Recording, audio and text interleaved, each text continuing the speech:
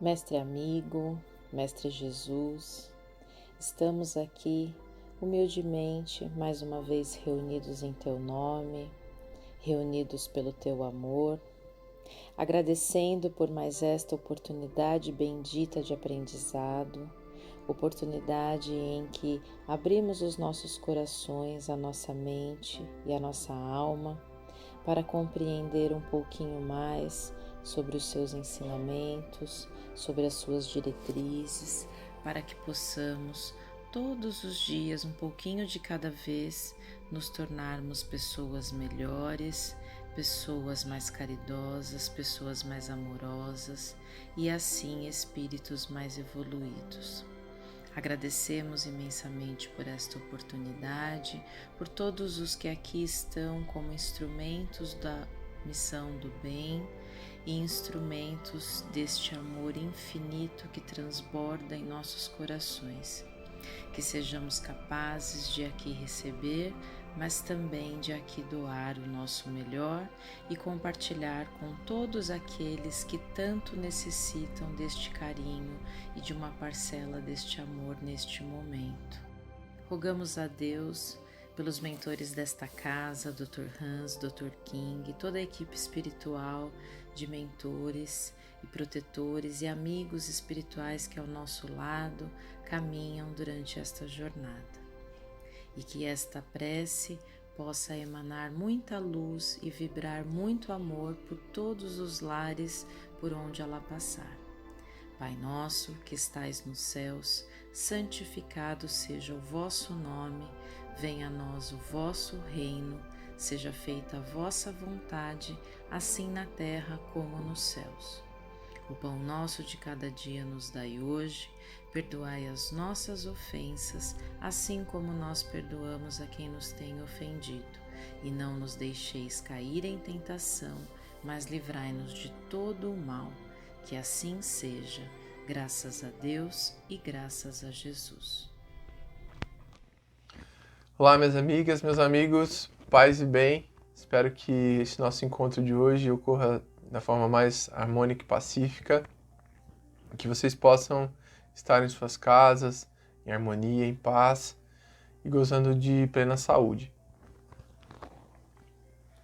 Hoje nosso estudo vai ter por base o capítulo 2 do Evangelho segundo o Espiritismo, que fala sobre meu reino não é deste mundo. A gente vai estudar especificamente o item 8, que é a instrução dos espíritos, que teria sido ditado por uma moça, uma senhora, que foi rainha na França. Diz assim: quem melhor do que eu pode compreender a verdade destas palavras de Nosso Senhor, o meu reino não é deste mundo? O orgulho me perdeu na terra. Quem, pois, compreenderia o nenhum valor dos reinos da terra, se eu não compreendia? Que trouxe eu comigo da minha realeza terrena? Nada. Absolutamente nada. E como que para tornar ainda mais terrível a lição, ela nem sequer me acompanhou até o túmulo. Rainha entre os homens, como rainha julguei que penetrasse no reino dos céus. Que desilusão! Que humilhação, quando, em vez de ser recebida aqui como soberana, vi acima de mim, mas muito acima, homens que eu julgava insignificantes e aos quais desprezava por não terem sangue nobre. Oh, como então compreendi a esterilidade das honras e grandezas que com tanta avidez se requestam na terra. Para se granjear um lugar neste reino, são necessárias a abnegação, a humildade, a caridade em toda a sua celeste prática, a benevolência para com todos. Pois não se perguntam quem você foi e nem qual posição você ocupou, mas sim qual foi o bem que você fez e quantas lágrimas você enxugou. Ela já traz pra gente toda o resumo da vida dela, né? Achando que a vida como soberana, como rainha, fosse de fato uma imposição divina, uma coisa que a colocava num patamar diferente, mas que quando ela chega no plano espiritual, ela percebe que aquilo tudo era um engano, aquilo tudo era uma situação que, que ela granjeou para si, que ela plantou para si, mas que na verdade não tem nada de verdade.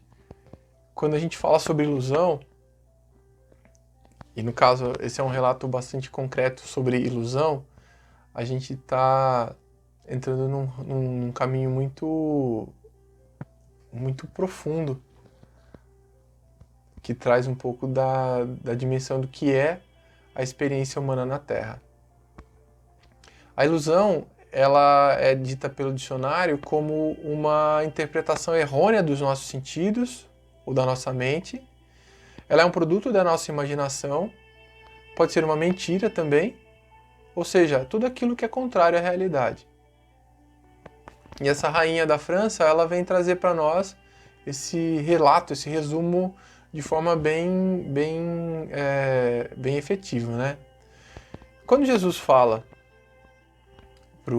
para Pôncio Pilatos que o reino dele não é deste mundo, Jesus estava tentando, no meu entendimento, dizer para aquelas pessoas assim, olha, vocês estão plantando uma floresta que não é por aí. Vocês estão granjeando valores que não são esses que são necessários. A gente precisa mudar, porque a nossa vida de verdade não é esse teatro, essa experiência aqui na Terra. Isso é muito pouco para cada um de nós. Nós estamos aqui para aprender. E sobre isso eu coloco um questionamento para cada um de nós. O que nós estamos plantando? Quais são os pilares que nós estamos erguendo? As bases que nós estamos solidificando para as nossas vidas? Nós ainda vivemos em função de coisas que são passageiras?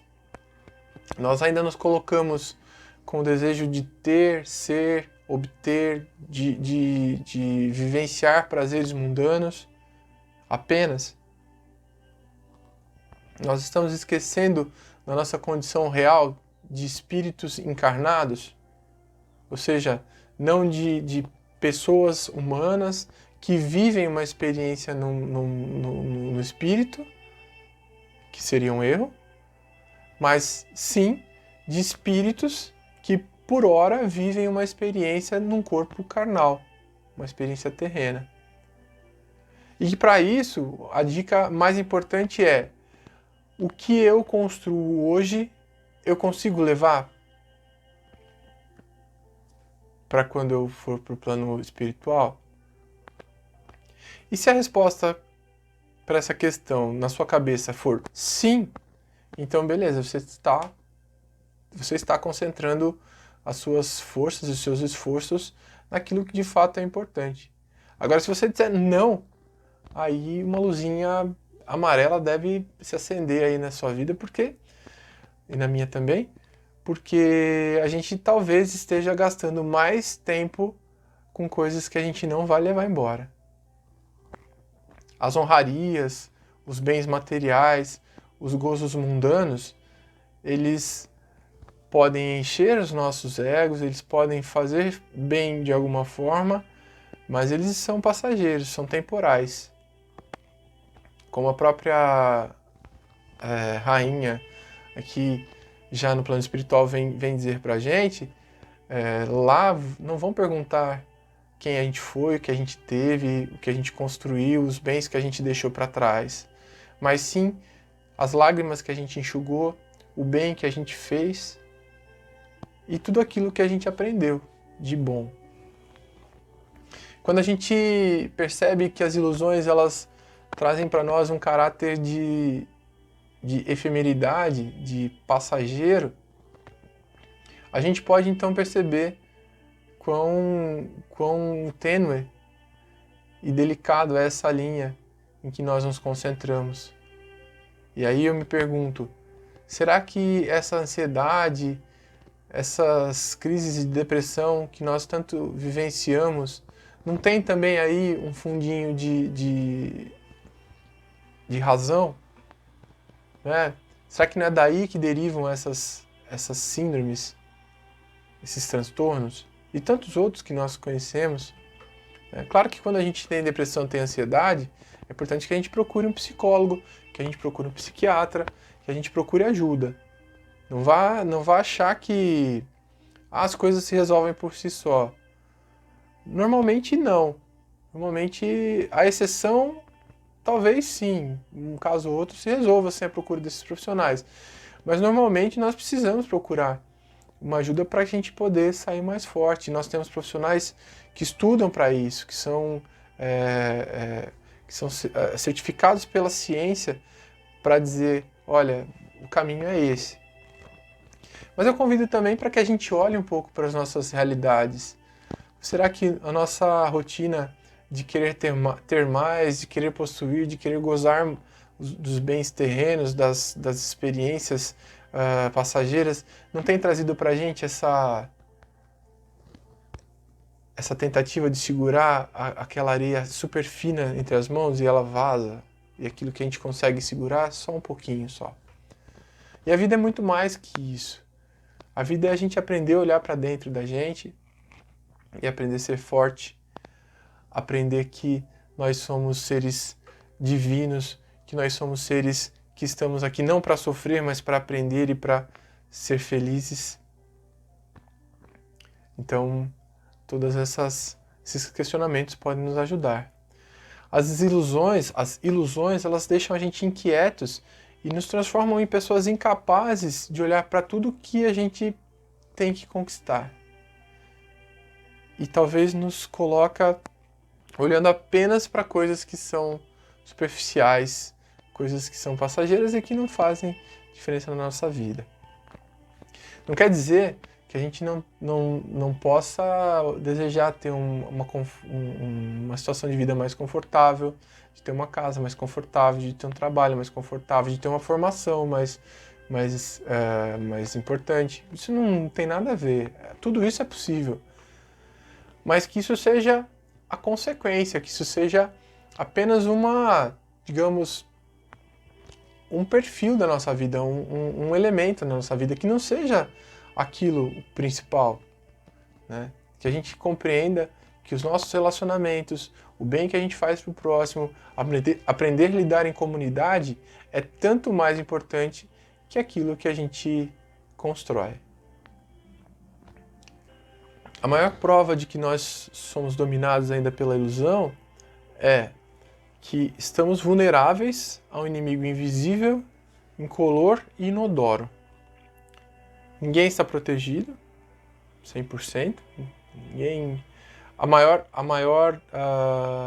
maior arma contra o vírus é quem pode ficar em casa para frear e distanciar mais ainda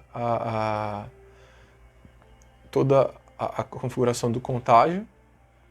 E ainda assim, nós nos sentimos desesperados com coisas que, na verdade, não fazem o menor sentido. Nós estamos preocupados com o lucro, nós estamos preocupados com a economia e pouco nos importamos com as vidas que podem se perder e com tantas vidas que já se perderam. É óbvio que nós temos que nos preocupar com o material. O material vai trazer para nós o sustento de cada dia. Mas será que se nós não fizermos uma corrente em que aquele que nesse momento pode compartilha com aquele que nesse momento talvez não tenha um prato de comida para dar ao seu filho?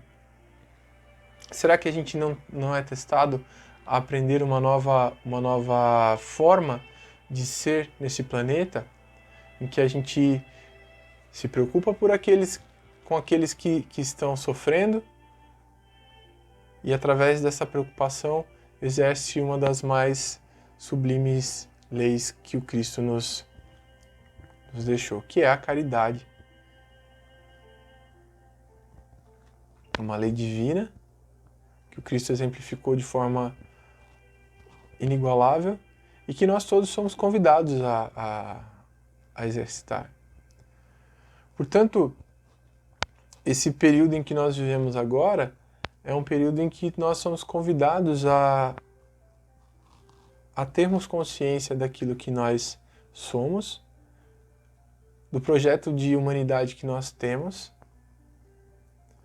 e das conquistas que nós desejamos obter.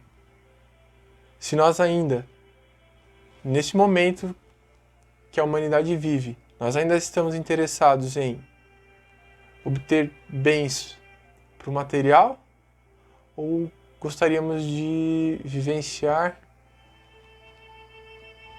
conquistas para o ser, conquistas que nós vamos levar ao longo de toda a eternidade. Portanto, nesse momento, desejo que nós tenhamos muita fé no futuro e a consciência plena da nossa natureza espiritual, e que a gente não perca a nossa esperança e nem apostemos o nosso caminho até agora em coisas que não são úteis para a nossa vivência. Que nós possamos lembrar os conselhos de Jesus, mas sobretudo aquele em que ele é bastante incisivo aos seus discípulos quando eles estavam brigando por posição, queria ter uma determinada ascensão dentro do reino de Deus, e aí Jesus diz assim: os mestres das nações as subjugam e exercem poder sobre elas. Mas dentre vós não seja assim. Que quem quiser ser maior, seja aquele que serve. E o próprio Cristo nos lembra que ele não veio para ser servido, veio para servir. Se Jesus, um espírito dessa magnitude, disse que veio para servir e não para ser servido, que dirá nós o compromisso que nós temos. Que nós possamos então, meus irmãos, ficar com essa oração como uma provocação para que nós possamos servir, para que nós possamos desenvolver esse